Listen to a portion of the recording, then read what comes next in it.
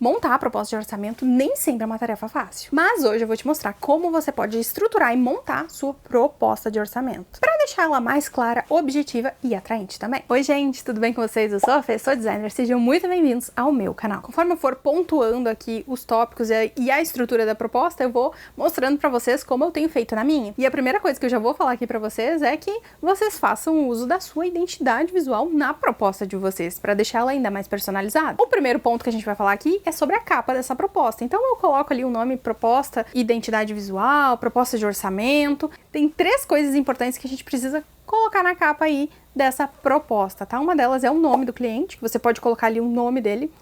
O que acontece às vezes é que a gente trabalha com marca pessoal e também marca corporativa, digamos assim. Então a gente tem ali, por exemplo, Luana Nutricionista, e você pode colocar dessa forma, Luana Nutricionista. Ou também as marcas que têm um nome, por exemplo, TIE Analítica, e você tá falando com a pessoa que tá representando lá o setor comercial. Tô falando com a Ana da TIE Analítica. Aí você pode colocar o nome dessa forma, TIE Analítica, contato Ana. Só para ficar mais personalizado ali a questão do nome que vai estar na proposta.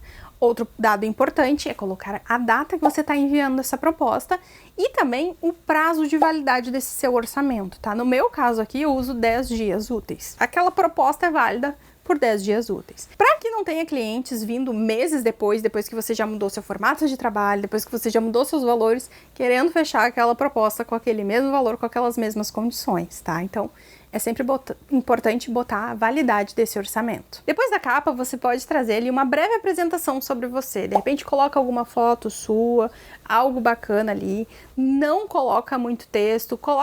Não é para ser tipo um currículo, mas é para o cliente poder entender e poder conferir ali a sua autoridade na área. Então coloca ali há quanto tempo você tem experiência na área, quantos projetos você já desenvolveu. Se você já desenvolveu projetos internacionais, traz essa informação, é legal. Se você já trabalhou com algumas marcas bacanas, algumas marcas famosas que você tem orgulho e quer mostrar, traz o logotipo pequenininho assim dessas marcas nessa parte, que você já teve participação nesses projetos.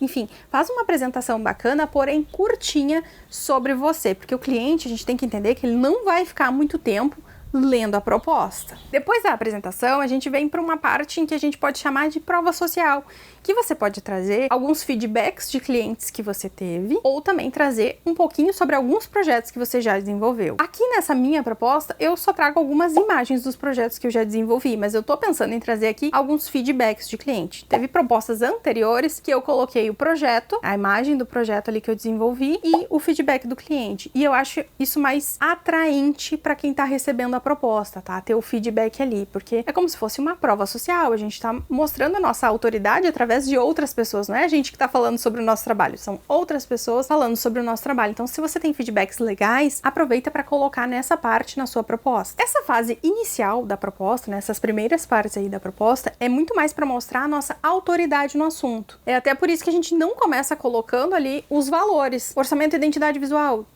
tal. Por quê? Porque o cliente, ele consiga, para que ele tenha uma percepção de valor ali sobre o seu trabalho, para que quando ele chegue lá no final e veja o valor do orçamento, ele não se espante, digamos assim, porque ele compreendeu toda a metodologia, toda a sua autoridade ali naquele assunto. Então é muito importante essa ordem, essa organização aí na sua proposta. O nosso objetivo aqui na proposta é aumentar a percepção de valor do nosso trabalho, então para que ele consiga, acompanhando a proposta e identificar, tem valor nesse trabalho. Mas antes da gente seguir para os próximos pontos, eu tô com a missão de fazer esse canal chegar em 10 mil inscritos e eu preciso da sua ajuda para isso. Então, para você conseguir me ajudar, você pode deixar o seu like aqui, se inscreve nesse canal se você ainda não for inscrito e deixa o seu comentário. Se você não sabe o que comentar, coloca um emoji. Coloca um emoji de foguinho para eu saber que você tá curtindo o conteúdo até aqui. Bom, depois dessa fase mais inicial ali da proposta, a gente pode ir introduzindo aí um pouco do resumo desse projeto. O que vai ter nesse projeto? Qual os itens que esse cliente está contratando?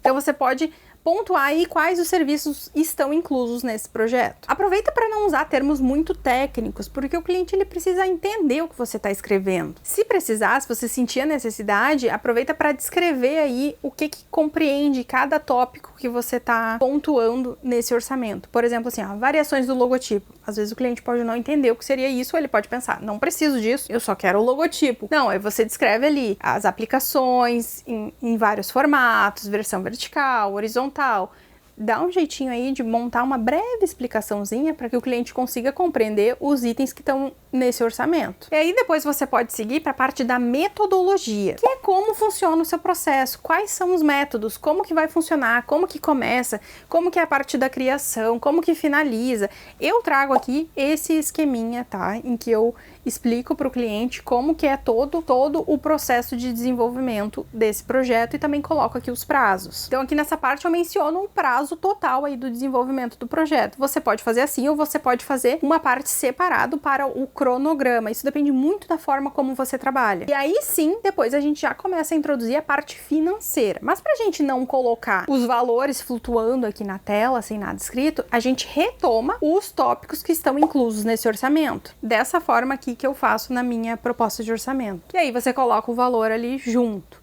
Em seguida, você pode complementar com as formas de pagamento, com as condições de pagamento que você oferece. É legal colocar a palavra investimento para que o cliente consiga entender que isso que ele está fazendo é investimento, porque às vezes o cliente ele não sabe que uma identidade visual não é algo que ele está comprando para usar ali só durante alguns meses. A identidade visual é algo muito importante que o cliente vai usar por vários anos na marca dele. Não é uma coisa que tem um prazo ali para finalizar. Quando ela é bem estruturada, bem feitinha, bem elaborada, dura muitos anos. Então, é algo que a gente precisa também valorizar no nosso trabalho. Então, não coloca ali a palavra preço, valor, coloca a palavra investimento, isso já dá uma diferença. E para finalizar, depois dessa parte em que eu coloco as formas de pagamento, eu ainda gosto de trazer um pouquinho mais sobre os prazos, porque a forma que eu trabalho ali depende muito da entrega que o meu cliente faz comigo. Então, por exemplo, eu mando o briefing, quando ele me responde o briefing, aí eu começo o meu prazo de desenvolvimento. Então, eu gosto de trazer uma explicaçãozinha ali sobre os prazos e também sobre as alterações. Se você sentir a necessidade, você pode trazer isso. Eu trago isso na minha proposta, porque geralmente é uma pergunta que acaba surgindo ali por parte do cliente. Então eu já aproveito para deixar na proposta. Basicamente, esses são os tópicos para você abordar dentro da sua proposta. E aí você tem toda essa parte mais introdutória,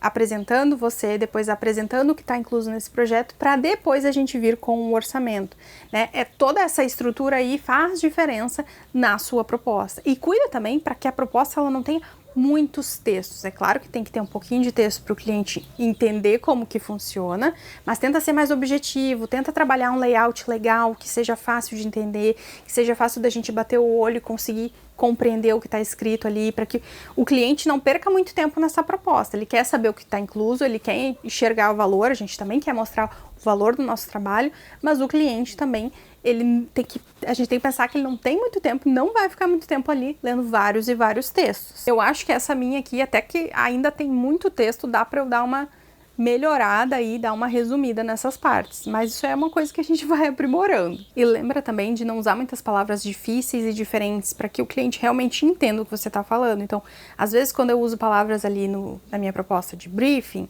de pattern, eu trago ali o que significa isso, porque o cliente não tem a obrigação de saber, né? Isso aí é o nosso vocabulário do dia a dia, mas o cliente não tem essa obrigação de saber. Então, a gente facilitando essa comunicação também é bem bacana. E é basicamente isso para estruturar, deixar a proposta mais clara, mais objetiva e também atraente. Foi isso pro vídeo de hoje, espero muito que vocês tenham gostado. Não esquece de deixar o seu like, de comentar e também se inscrever aqui no canal para não ficar de fora dos próximos conteúdos que eu vou trazer. Um beijo e a gente se vê no próximo vídeo. Tchau!